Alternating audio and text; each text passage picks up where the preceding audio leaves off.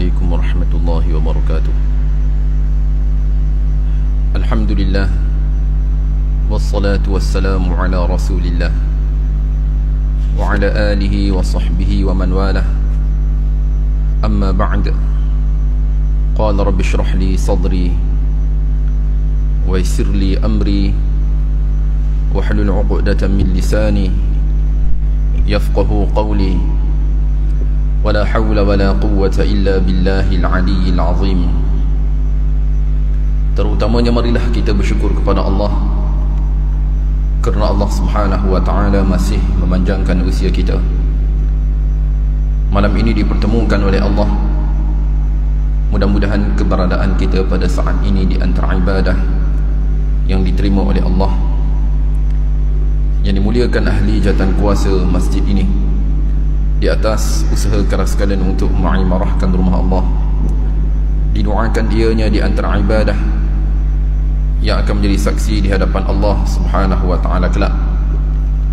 Seterusnya para hadirin, para hadirat, tuan-tuan, ibu-ibu yang dimuliakan, sebelum meneruskan bicara kita malam ini, terlebih dahulu kita ingin menyingkap hasil daripada apa yang telah kita bicarakan pada pertemuan lalu. Pada pertemuan lalu kita telah menyatakan tentang beberapa poin yang dikemukakan oleh pengarang, menyatakan kepada kita iman semestinya berpaksikan di atas ungkapan, pegangan dan juga praktikal. Seseorang yang mengaku beriman kepada Allah, sebaliknya dia tidak melaksanakan tuntutan Allah. Dia kata dia beriman tetapi dia tidak mendirikan solat. Dia kata dia beriman, sebaliknya tidak mengeluarkan zakat. Dia kata dia seorang yang beriman, sebaliknya dia tidak menutup aurat. Yang mana pengarang menukilkan kepada kita iaitu imannya berada dalam satu masalah besar. Kerana syarat seorang beriman kepada Allah mesti diterjemahkan dengan praktikal. Manakala pengarang juga menguatkan beberapa hujahan melalui pengisahan yang pernah berlaku kepada iblis, dan hal ini dirakamkan oleh Allah Subhanahu wa taala di dalam Al-Quran, yang mana iblis dia mengaku Allah itu Tuhannya. Melalui bicaranya, qala rabbi fa'anzirni ila yaumi yub'atsun, iblis berkata, wahai Tuhanku, maka berilah tempoh kepadaku sehingga hari mereka dibangkitkan. Ayat ini jelas menunjukkan iblis dia mengaku Allah itu Tuhan. Manakala Allah Subhanahu wa taala menyatakan iblis di kalangan mereka yang kufur kepadanya, illa iblis aba wastakbara wa kana minal kafirin, melainkan iblis di kalangan mereka yang enggan, sombong, dan adalah dia tergolong di kalangan orang-orang yang kufur. Tuan-tuan, ibu-ibu, iblis mengaku Allah itu Tuhan. Dia mengaku. Dan tidak pernah iblis menyatakan dirinya ada Tuhan. Tak. Sebaliknya dia mengaku Allah itu Tuhan. Manakala kenapa Allah Subhanahu wa taala meletakkan iblis di kalangan mereka yang kufur? Dahulu pengarang berbicara kepada kita, di antara sebab iblis ditempatkan di kalangan mereka yang kufur kepada Allah atas keengganannya untuk sujud kepada Nabi Adam, iaitu dia tidak mempunyai praktikal, tidak ada amalan. Walaupun dia mengaku Allah itu Tuhannya, dengan sebab dia tidak melaksanakan tuntutan Allah, Allah Subhanahu wa ta'ala meletakkan iblis di kalangan mereka yang kufur kepadanya. Manakala melalui bicara itu kita dapat melihat yang mana atas pengakuan semata-mata Allah itu Tuhan, tuan-tuan, ianya belum menjamin syarat seseorang itu diterima iman. Melainkan semestinya ia menterjemahkan apa yang dikatakan olehnya itu dengan praktikal, dengan amalan. Kemudian pengarang juga berbicara kepada kita yang mana iman ada kalanya bertambah dan berkurang. Bertambahnya iman dengan ketaatan dan berkurangnya iman itu dengan kemaksiatan dan juga pengurangan ibadah. Hal ini juga pernah kita nyatakan hasil daripada bicara lalu, iaitu iman kita bertambah saat kita melakukan apa jua ketaatan. Sekarang kita duduk dalam rumah Allah, ini ada taat, secara tidak langsung ianya menambahkan iman. Kita balik rumah kita, kita bergaul dengan keluarga, kita bermain dengan anak-anak kita, kita bergerak-senda dengan keluarga kita, tuan, itulah taat. Bila sebut taat, tuan, iman kita sedang meningkat saat kita melakukan ketaatan. Begitu juga saat suri rumah memberi khidmat kepada keluarganya, memasak, menyediakan makanan, minuman, menyediakan kelengkapan anak-anak. Ini adalah taat, secara tidak langsung imannya sedang meningkat.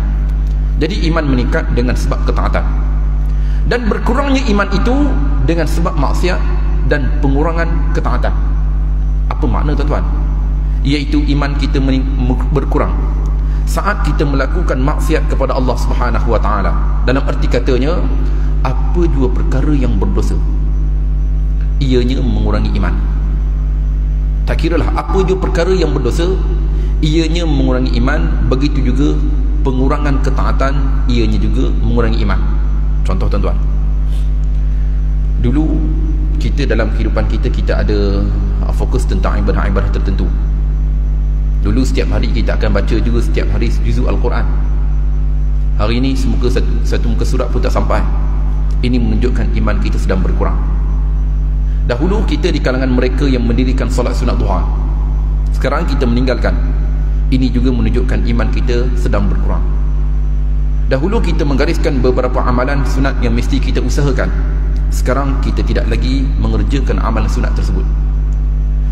Kemudian pada akhir bicara dahulu, kita lihat nukilan daripada pengarang selepas kita mengetahui iman bertambah dan berkurang.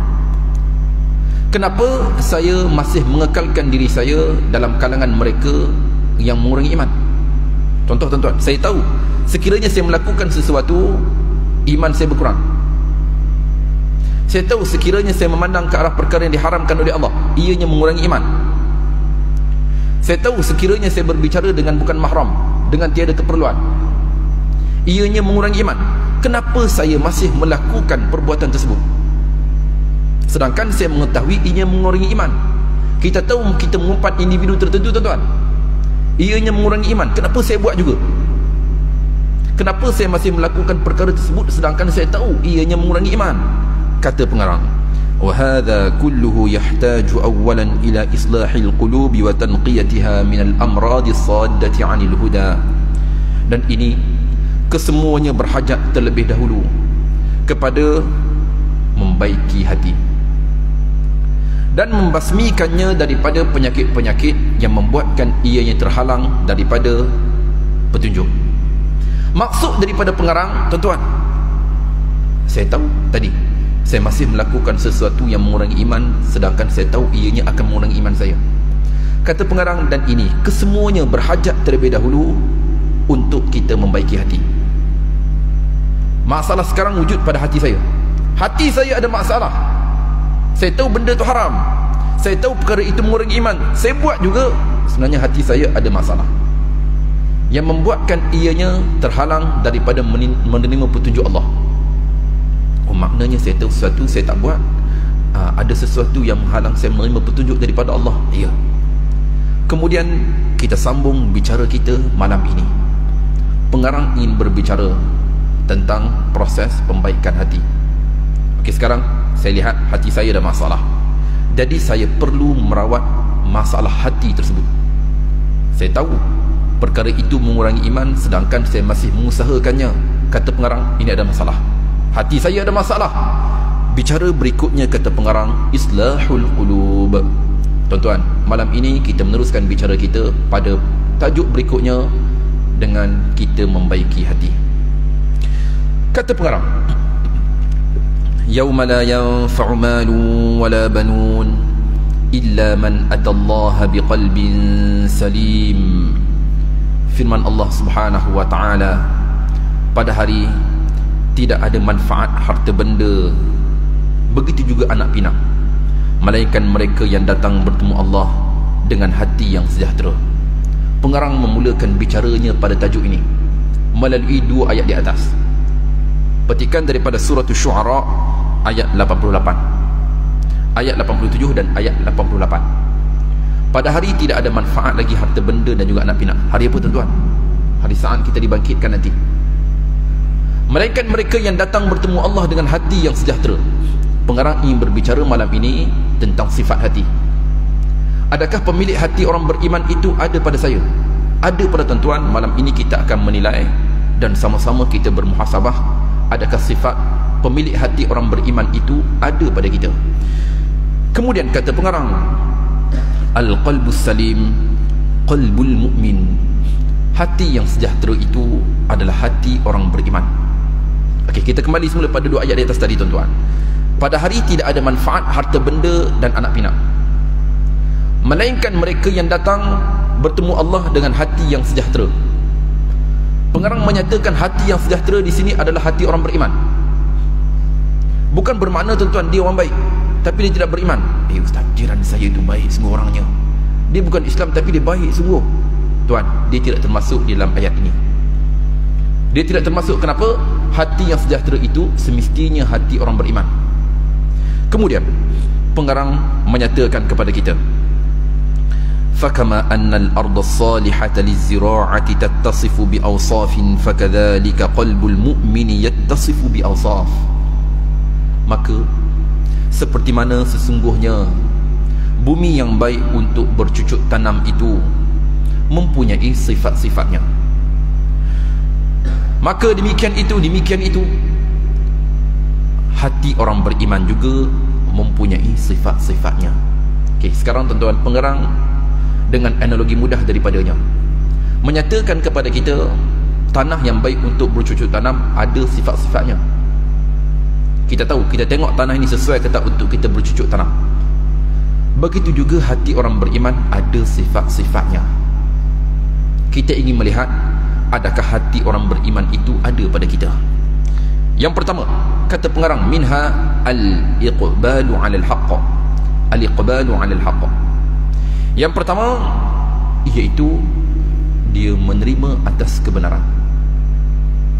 Okey, sekarang yang pertama kata pengarang, pemilik hati orang beriman dia menerima kebenaran.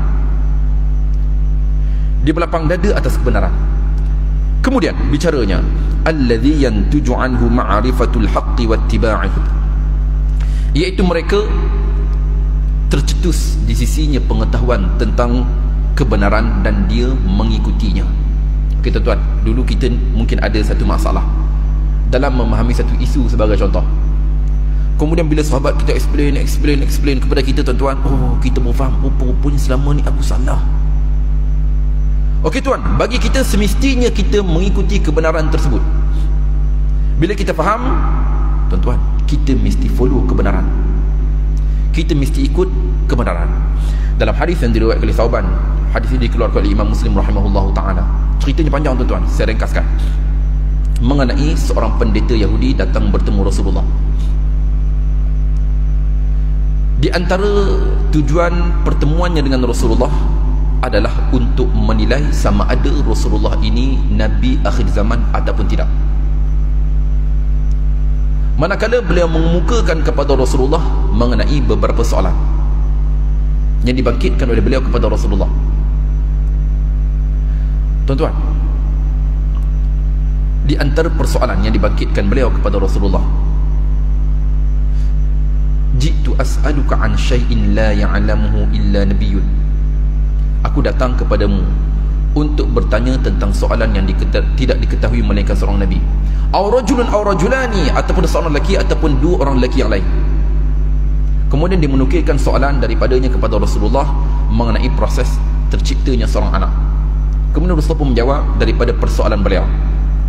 Tuan-tuan, selepas Rasulullah menjawab, dia berkata kepada Rasulullah, sadaqta wa innaka lanabiyyun, benar kamu dan sesungguhnya kamu seorang nabi. Yahudi tuan-tuan, dia membenarkan jawapan Rasulullah dan dia mengaku ini adalah seorang nabi. Thumman sarafa fadhhab, kemudian dia pergi meninggalkan Rasulullah, tinggalkan Rasulullah tanpa beriman. Tuan-tuan, dia melihat di hadapannya kebenaran. Sebaliknya dia berpaling daripada kebenaran. Dia mengaku itu adalah nabi akhir zaman. Sebaliknya keengganannya untuk beriman kepada Rasulullah SAW. Sifat ini kita tak nak tuan-tuan dalam diri kita. Sifat yang ada pada pendeta Yahudi itu, selepas dia mengakui itu adalah Nabi akhir zaman, sebaliknya dia tidak beriman kepada Allah Subhanahu wa ta'ala. Jadi kata pengarang, iaitu penting kepada kita sekiranya tercetus di hadapan kita pengetahuan tentang kebenaran. Tak kira lah apa je perkara, tuan-tuan. Oh, rupa-rupanya bila kawan kita dalam masyarakat, tuan-tuan, kawan kita cerita tentang projek kita sebagai contoh, oh selama ni kita tersalah, tuan-tuan. Kita mesti mengikuti kebenaran dan berlapang dada atas kesalahan kita dahulu. Hal ini merujuk firman Allah Subhanahu wa ta'ala. Petikan daripada surah Az-Zumar juzuk 24 ayat 17 dan ayat 18, muka surah 460 juzuk 23. Fabashshir ibad الذين يستمعون القول فيتبعون أحسنه أولئك الذين هداهم الله وأولئك هم أولو الألباب. Artinya, sampaikanlah kabar gembira itu kepada hamba-hambaku, yakni kata Allah, iaitu mereka yang mendengarkan perkataan yang baik lalu mengikuti apa yang paling baik di antaranya. Mereka itulah orang yang telah diberi petunjuk oleh Allah, dan mereka itulah orang yang mempunyai akal yang sihat. Okey, kita kembali melihat ayat ini, yang mana Allah Subhanahu wa ta'ala memberi khabar gembira kepada kita. Maka berilah khabar gembira kepada hamba-hambaku. Siapa, tuan-tuan, yang mendapat berita gembira daripada Allah? Mereka yang mengikuti kebenaran, mereka yang mendengar bicara yang baik dan mereka mengikutinya. Kita dengar satu perkara yang baik, kita follow. Kita dengar sesuatu benda yang benar, sebelum ini kita tersasar, tuan-tuan, kita follow. Kita di antara mereka yang mendapat berita gembira daripada Allah Subhanahu wa ta'ala melalui kedua ayat di atas. Natijahnya, mereka itulah yang mendapat petunjuk daripada Allah. Ini yang pertama. Natijah kita mengikuti kebenaran, tuan-tuan, kita akan dapat petunjuk. Contoh hari ini, tuan-tuan, ialah zaman kita ni, tuan-tuan, untuk membuktikan sama ada dia di pihak benar ataupun tak, tuan-tuan, diadakan forum perdebatan. Tuan-tuan, amat sukar seseorang itu mengakui atas kesalahannya. Betul, tuan-tuan, kalau kita tengok perdebatan, tuan-tuan, boleh berlaku berjam-jam. Tapi tuan, adakah seorang yang melihat kebenaran tercetus di hadapannya dan dia mengaku atas kesalahan yang tak ada, tuan-tuan? Dia tak mengaku atas kesalahan, atas apa yang dipegang olehnya, sebaliknya dia terus, tuan-tuan, menegakkan hujahannya. Ini melihat apa yang kita ada sekarang. Jadi bila kita lihat pada ayat tadi, tuan-tuan, ya Allah, saya tersalah sebenarnya. Betul lah apa yang dikatakan oleh Tuan, saya tersalah dengan apa yang dikatakan oleh Tuan. Sebagai contoh, tuan-tuan, selepas solat, Tuan Haji datang tegur saya, Ustaz, kejap, tadi saya tengok Ustaz solat tadi, solat Ustaz tak ada tumakninah, tak ada tumakninah, rukuknya tak sempurna, kemudian sujudnya tak sempurna, kemudian bangun daripada rukuknya tak sempurna, terus sujud. Itu kan di antara rukun kita solat. Tuan Haji tegur saya benda betul. Okey, sekarang tengok sama ada saya terima ke tak teguran Tuan Haji. Yalah, tuan-tuan, takkan nak terima, tuan-tuan. Tuan Haji, masalah ni ada perselisihan pandangan, ke situ pula perginya, tuan-tuan. Macam kita sekarang lah, tuan-tuan, dia buat benda salah, tuan-tuan, tapi masalah ni ada perselisihan pandangan di kalangan para ulama. Dia pun datang, tuan-tuan, memang ada masalah, tuan-tuan, mesti ada perselisihan. Hanya sedikit sahaja masalah tidak ada perselisihan, tapi itu yang dicerita oleh dia. Saya pun ceritalah, mengaji luar negara, tuan-tuan, takkan nak mengaku padahal yang salahnya saya terbentang, tuan-tuan. Tapi saya pun cerita, Tuan Haji, dalam masa ni, Tuan Haji, ada masalah perselisihan. Saya pun cerita panjang lebar kepada Tuan Haji. Tuan, maaf Ustaz, Ustaz bukan pemilik hati orang beriman. Pemilik hati orang beriman, dia mampu untuk menerima kebenaran sekiranya kebenaran itu tercetus di hadapan dia. Tapi dengan saya menolak kebenaran tadi, tuan-tuan, maaf, saya berada dalam masalah sebenarnya. Kemudian kata pengarang lagi, tuan-tuan, ammal qulubul kafiratus saqimah fataraha mu'ridatun fataraha mu'ridatan 'anil haqq fatabqa jahilatan la tahtadi ilaih. Adapun pemilik hati orang kafir yang sakit, maka kamu melihatnya berpaling daripada kebenaran, maka dia kekal dalam kejahilannya serta dia tidak mendapat petunjuk. kepadanya. Tuan-tuan, sekarang pengarang membuat perbandingan. Pemilik hati orang beriman, dia menerima kebenaran. Pemilik hati yang sakit, tuan-tuan, kita cakap apa pun dengan dia, tuan-tuan, saya dengan pandangan saya. Tuan masuk dalam rumah saya, masuk buang najis, kemudian dia masuk dalam rumah, dia cakap sofa apa semua. Jadi saya minta supaya tuan jagalah kucing. Tuan, kita cakap benar-benar, kita cakap benar-betul, tuan. Tapi disergahnya kita dengan sebab kebenaran yang cuba kita timbulkan. Kata pengarang, adapun pemilik hati yang sakit, maka kamu melihatnya dia berpaling daripada kebenaran, maka dia kekal dalam kejahilan, tidak mendapat petunjuk. Kemudian sifat yang kedua, tuan-tuan, saya cuba ringkaskan pada beberapa poin. Jika tadi yang pertama, pemilik hati orang beriman, dia menerima kebenaran. Yang kedua, hubbul haqqi wa insyirahu sadri lil Islam, dia gemar akan kebenaran, dia suka akan kebenaran, dan hatinya sentiasa terlapang untuk Islam. Dia suka satu benda yang benar, kemudian hatinya sentiasa terbuka bila berbicara mengenai Islam. Kata pengarang, wa sahibul qalbi salimi yuhibbul haqqa wa yansharihu sadruhu li ta'allumi al-islami fayastahiqu bidzalika hidayat Allah. Dan pemilik hati yang sejahtera itu, ia mencintai kebenaran, dia suka sangat benar-benar. Kemudian, dan hatinya sentiasa terlapang untuk mempelajari Islam, maka dia berhak dengan demikian itu petunjuk daripada Allah. Ini poin yang cantik daripada pengarang, tuan-tuan. Cantik. Kata pengarang, pemilik hati yang sejahtera itu, dia suka akan kebenaran, dan hatinya sentiasa lapang untuk mempelajari Islam, maka dia berhak dengan demikian itu mendapat petunjuk daripada Allah. Okey, kita lihat pada poin ini, iaitu pemilik hati yang baik, disuka akan kebenaran. Kita, zaman kita ni, tuan-tuan, dalam grup WhatsApp kita, baik grup WhatsApp penduduk ke, tuan-tuan, kadang-kadang tu masing-masing orang share je, tuan-tuan, apa yang dia tahu, apa yang dia tak tahu, sampai kepada dia, semua dia share. Okey tuan, kita maaf tuan, etika ni berbicara tentang seorang individu. Saya nak tanya, betul ke apa yang dikatakan kepadanya? Tuan-tuan, betul ke apa yang dikatakan oleh dia? Sebab sekarang ni, tuan-tuan, semua orang boleh buat cerita, semua orang boleh mencipta sesuatu perkara yang buruk mengenai seseorang, semua orang boleh buat. Cuma saya nak tanya ni, benda ni betul ke tak? Okey tuan, menunjukkan kita ini pemilik hati yang sejahtera, semestinya kita cinta, suka akan kebenaran. Kemudian kata pengarang, wa amma sahibul qalbi salim fatarahu yakrahu al-haqqa wa yadhiqu sadruhu li sama'il Islam. Dan adapun pemilik hati yang sakit, tadi pemilik hati yang sejahtera, disuka akan kebenaran, benar-benar, benda tak benar, benda menipu dia tak suka.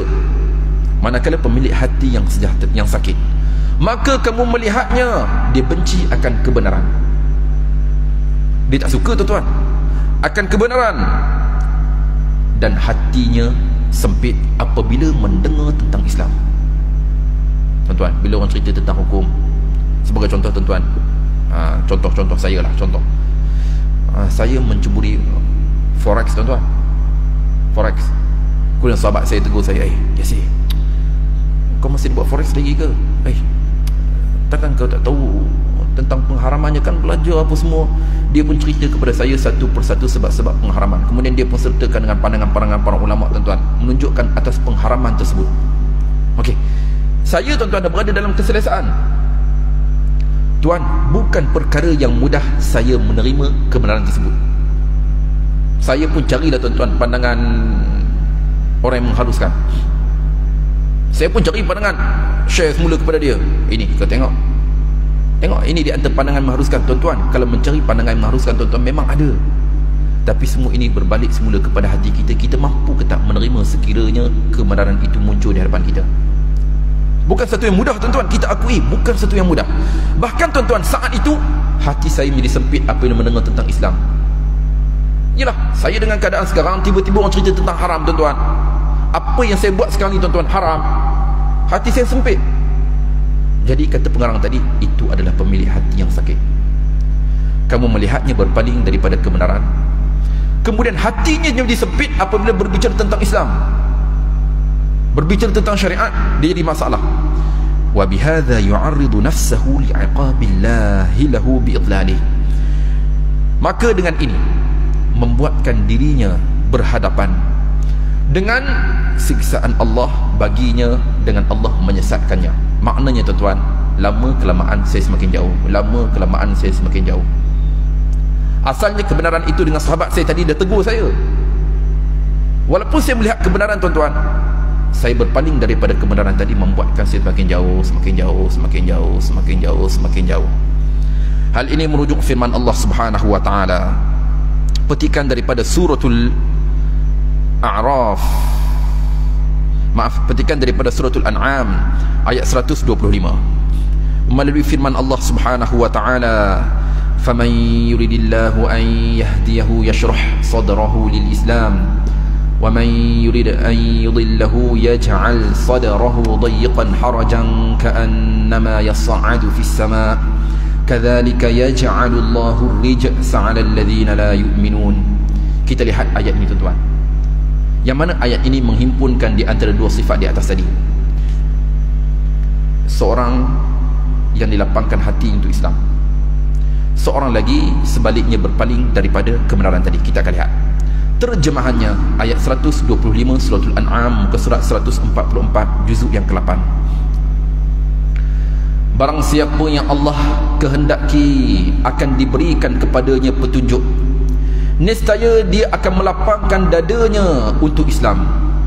Dan barang siapa yang dikehendaki Allah kesesatannya, nescaya Allah menjadikan dadanya sesat lagi sempit, seolah-olah dia sedang naik ke langit.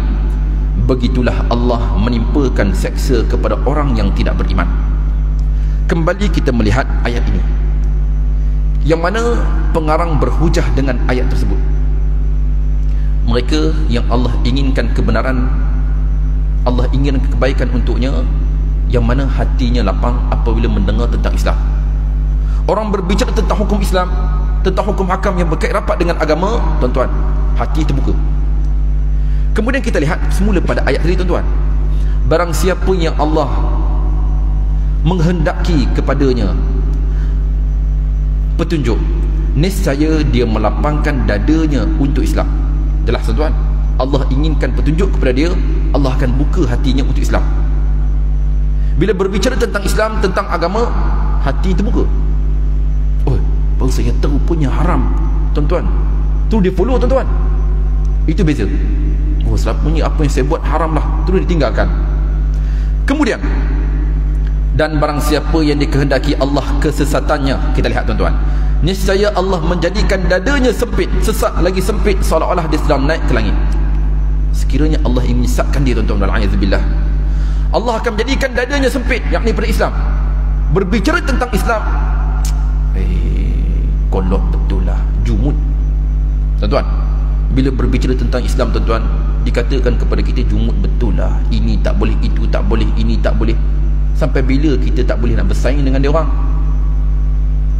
Sampai bila pun kita tak boleh nak bersaing dengan dia orang? Tuan, itulah Islam tuan-tuan. Ada benda yang boleh kita lakukan, ada benda yang diharamkan kepada kita untuk kita melaksanakan. Kita dalam hadis terkenal tuan-tuan, Rasulullah SAW memberi bayangan, tuan-tuan, dunia ini adalah syurga kepada orang kafir. Dunia ini penjara buat orang beriman, dan ianya ada syurga kepada orang kafir. Bila sebut penjara ni tuan-tuan, maknanya ada benda yang banyak menghalang kita, seolah-olah kita berada dalam penjara. Benda ni tak boleh buat, benda itu tak boleh buat, benda ini haram, benda itu haram, benda ini haram. Manakala ianya ada syurga kepada orang kafir, maknanya orang kafir, tuan-tuan, jangan samakan mereka dengan kita. Melihat kepada poin itu. Kemudian kita tertarik dengan perumpamaan mudah daripada Allah. Kita lihat tuan-tuan, dan siapa yang Allah ingin menyesatkannya, Allah akan menjadikan dadanya sempit, sesak, seolah-olah dia mendaki naik ke langit. Sekiranya Allah ingin menyesatkannya tuan-tuan, Allah akan jadikan dadanya sempit. Tadi kita berbicara sempit daripada mendengar tentang Islam. seolah-olah ia sedang mendaki naik ke langit. Maknanya tuan-tuan, apabila kita sedang mendaki naik ke langit, kita akan berhadapan dengan situasi sukar untuk bernafas, seolah-olah dada kita berada dalam kesempitan untuk bernafas. Tuan-tuan, ini realiti.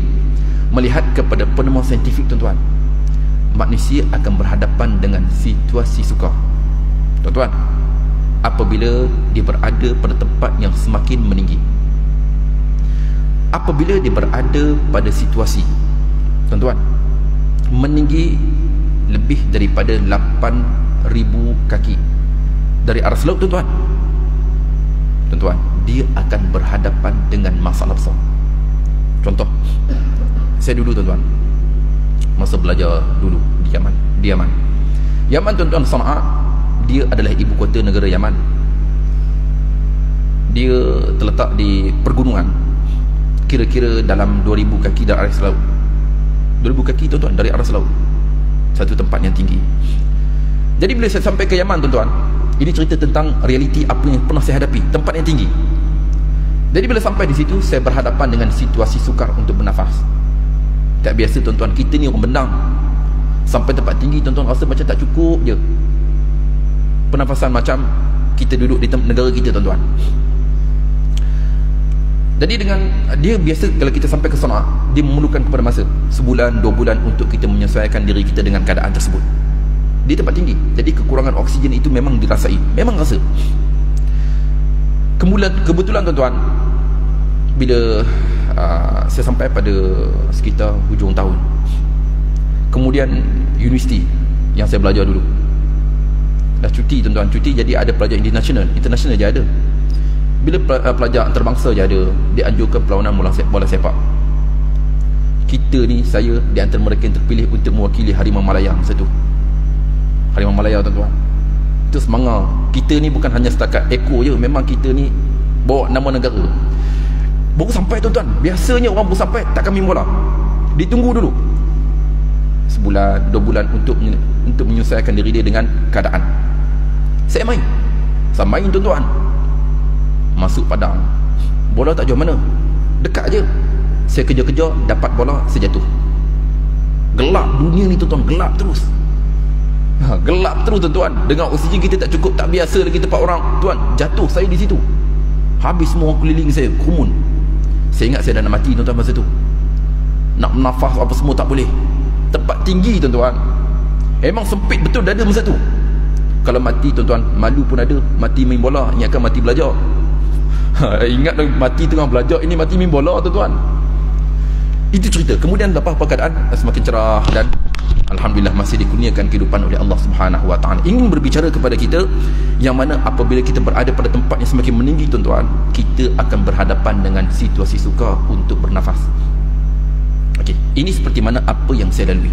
Okey, sebagai contoh tadi, kita lihat melalui firman Allah Subhanahu wa taala, dan siapa yang Allah ingin menyesatkannya, Allah akan menjadikan dadanya sempit, sukar untuknya, seolah-olah dia sedang mendaki naik ke langit, tuan-tuan. Rasulullah berbicara melalui firman Allah Subhanahu wa taala pada zaman jauh daripada teknologi. Belum ada, tuan-tuan, kepala angkasa, belum ada peralatan, kelengkapan untuk menyingkap sebalik apa yang dinyatakan oleh Allah. Seperti mana biasa, para sahabat radhiyallahu taala anhum beriman terus tanpa berbicara dan tanpa mempertikaikan manakala mereka beriman. Hal ini kita lihat pada zaman kita ni, tuan-tuan, dan ini melihat kepada penemuan saintifik seperti mana apa yang sedia kita memaklumi tadi. Okay, kemudian, dan kita tahu, tuan-tuan, sekiranya kita berada lebih daripada 8,000 kaki dari aras laut, tuan-tuan, kita memerlukan oksigen yang mencukupi. Tadi macam saya tadi, tuan-tuan, di Sana'a pun dah tak lepas. Itu boleh Sana'a, tuan-tuan. Ini berbicara tentang apa yang dikaitkan oleh Allah Subhanahu wa taala tadi. Kemudian sifat yang ketiga, pemilik hati yang sejahtera, iaitu hati orang beriman. Kata pengarang, ijabatu da'watil iman wa hubbul izdiyad minhu. Yang ketiga, dia menyambut seruan iman. Bila berbicara kepada tentang iman, dia menyambut, dan dia gemar imannya sentiasa meningkat daripadanya. Okey. Yang ketiga, kata pengarang, pemilik hati yang sejahtera itu iaitu mereka yang menyambut seruan iman. Dan mereka ni suka mengekalkan iman mereka sentiasa meningkat.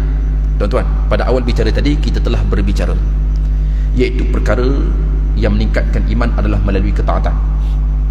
Setiap perkara yang taat, tuan-tuan, daripada sekecil-kecil sehingga besar-besar ketaatan, ianya meningkatkan iman. Jadi jelas, pemilik hati yang sejahtera disuka untuk mengekalkan dia di antara mereka yang sentiasa meningkatkan iman. Okey. Wa sahibul qalbi salim yastajibu li da'watil iman.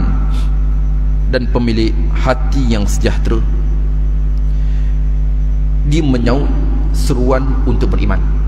Alhamdulillah tuan-tuan, kita hari ini beriman kepada Allah Subhanahu wa taala. Hal ini merujuk firman Allah Subhanahu wa taala, kama hakallahu an ahli alqulubi salimah, seperti mana apa yang telah dinyatakan oleh Allah tentang pemilik hati yang sejahtera itu melalui bicara mereka. Petikan daripada surah Ali Imran ayat 193 melalui bicaranya, Rabbana innana sami'na munadiyan yunadi lil imani an aminu bi rabbikum fa amanna Rabbana faghfir lana dhunubana wa kaffir 'anna sayyi'atina wa tawaffana ma'al abrar. Petikan daripada surah Ali Imran ayat 193. Kita lihat tuan-tuan, ayat ini di antara ayat yang terkenal, dan ianya juga ada doa. Wahai Tuhan kami, sesungguhnya kami mendengar penyeru yang menyeru kepada keimanan. Hari ini tuan-tuan, kita beriman dengan izin Allah Subhanahu wa taala, iaitu berimanlah kamu kepada Tuhanmu, maka kami pun beriman. Wahai Tuhan kami, ampunilah dosa-dosa kami dan hapuskanlah kesalahan-kesalahan kami, dan matikan kami beserta orang yang berbakti. Kemudian kata pengarang, wa yuhibbul mu'minu da'iman an yazdada minal iman. Dan orang beriman sentiasa mencintai keimanan, dan ia gemar imannya sentiasa meningkat. Orang beriman, dia sayang dengan imannya. Betul tuan-tuan? Iman yang kita ada ni tuan-tuan, semestinya kita mencintai dan kita sayang iman kita. Dalam yang sama, kita juga gemar iman kita sentiasa meningkat. Tadi iman kita meningkat dengan ketaatan. Tuan-tuan, kita risau sekiranya Allah Subhanahu wa taala mencabut iman. Kita risau tuan-tuan, sekiranya Allah Subhanahu wa taala mencabut iman. Kita digemparkan sekitar 5-6 bulan lepas tuan-tuan, mengenai seorang wanita, anak perempuan kepada Soekarno, berpengkalan di Bali, mewawarkan yang mana beliau telah keluar daripada agama Islam dan menganut agama Hindu. Mungkin tuan-tuan boleh lihat di YouTube tuan-tuan. Pada usia 75 tahun. Bukan muda tuan-tuan, dah penghujung usia, keluar daripada Islam, menganut agama Hindu. Bila kita lihat perkara ni tuan-tuan, nanti kita akan lihat yang mana pengarang juga akan menukilkan kepada kita cara untuk kita mengekalkan iman melalui kita melaksanakan tuntutan agama. Tuan-tuan, hari ni kenapa kita datang solat? Kita melaksanakan apa je yang dituntut oleh Allah Subhanahu wa taala. Okey, yang pertama, sebab ianya adalah tuntutan dan kewajipan daripada pencipta, wajib kita buat. Okey tuan. Yang kedua, selain kita melaksanakan apa yang dituntut oleh Allah Subhanahu wa taala tuan, dengan kita melaksanakan tuntutan itu, ianya juga di antara amalan yang akan mengekalkan kita dalam iman. Kita takut sekiranya Allah mencabut iman kita. Okey. Kemudian bicara pengerang melalui firman Allah Subhanahu wa taala, petikan daripada surah Taubah pada ayat 124 ayat 125. Surah Taubah, surah Taubah ayat 124 dan ayat 125, untuk mengiyakan apa yang dinyatakan oleh pengarang tadi. Tuan-tuan, melalui nukilan daripada pengarang, sebab itu kita seperti mana apa yang telah kita nyatakan dahulu, apa yang dibicarakan oleh pengarang di dalam kitabnya adalah perkara yang dipersetujui. Manakala pengarang mengelak menyebut perkara yang menjadi perselisihan pandangan, sebab dia berbicara tentang iman tuan-tuan, tentang tauhid. Jadi pengarang mengenepikan masalah perselisihan pandangan. Dia tak cerita tentang masalah perselisihan tentang akidah, dia tak cerita. Hanya pengarang berbicara kepada kita perkara yang kita sepakat. Pihak A pun sepakat, pihak B pun sepakat. Jangan kita berbalah. Okey. Bila kita lihat ini, pengarang ingin menguatkan hujahannya melalui firman Allah Subhanahu wa taala. Petikan daripada surah Taubah muka surat 207 pada ayat 124. Kita lihat terjemahan. Dan apabila diturunkan satu surah, sebelum itu kita lihat firman Allah Subhanahu wa taala. Wa idza ma unzilat suratun faminhum man yaqulu ayyukum zadathu hadhihi imana fa ammal ladzina amanu fazadathum imanan wa hum yastabshirun wa ammal ladzina fi qulubihim maradun fazadathum rijsan ila rijsihim wa matu wa hum kafirun. Artinya, dan apabila diturunkan satu surah, maka di antara mereka ada yang berkata, siapakah di antara kamu yang bertambah imannya dengan turunnya surah ini? Adapun orang yang beriman, maka surah ini menambahkan keimanan mereka sedang mereka merasa gembira. Dan adapun orang yang di dalam hati mereka ada penyakit, maka yakni dengan surah itu bertambah kekafiran mereka di samping kekafiran yakni yang telah ada, dan mereka mati dalam keadaan kafir. Okay, kita kembali melihat ayat ini, yang mana pengarang menukilkan kepada kita di antara pemilik hati orang beriman, dia suka imannya bertambah. Kita lihat melalui firman Allah, petikan daripada surah Taubah ayat 124 tadi. Kita lihat, dan apabila diturunkan satu surah, maka di antara mereka yakni orang munafik ada yang berkata, siapakah di antara kalian yang bertambah imannya dengan turunnya surah ini? Kita lihat tuan-tuan, ada pun orang yang beriman, maka surah ini menambahkan keimanan mereka sedang mereka merasa gembira. Orang beriman tuan-tuan, disuka dirinya sentiasa dalam penambahan iman.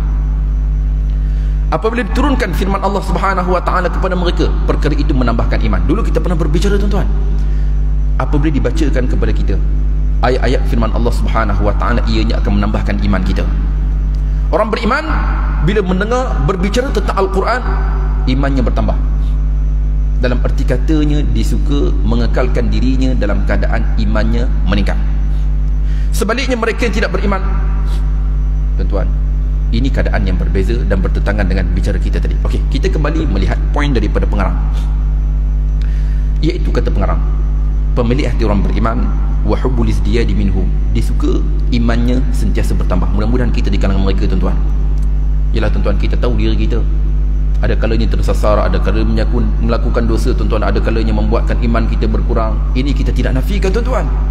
Sebaliknya, sebagai orang beriman, kita gemar untuk mengekalkan diri kita ini sentiasa dalam keadaan iman kita yang meningkat.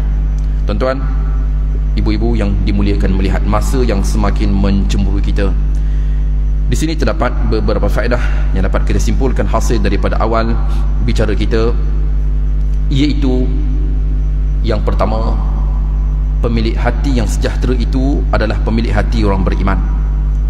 Yang kedua, di antara faedah yang dapat kita ambil hasil daripada bicara kita pada malam ini, iaitu di antara ciri-ciri yang ada pada pemilik hati orang beriman, dia mampu untuk menerima kebenaran. Tuan-tuan, macam saya cakap memang senang tuan-tuan. Untuk kita mengakui kebenaran bukan perkara yang mudah. Apatah lagi kita telah lama dengan apa yang kita pegang sebelum ini tuan-tuan.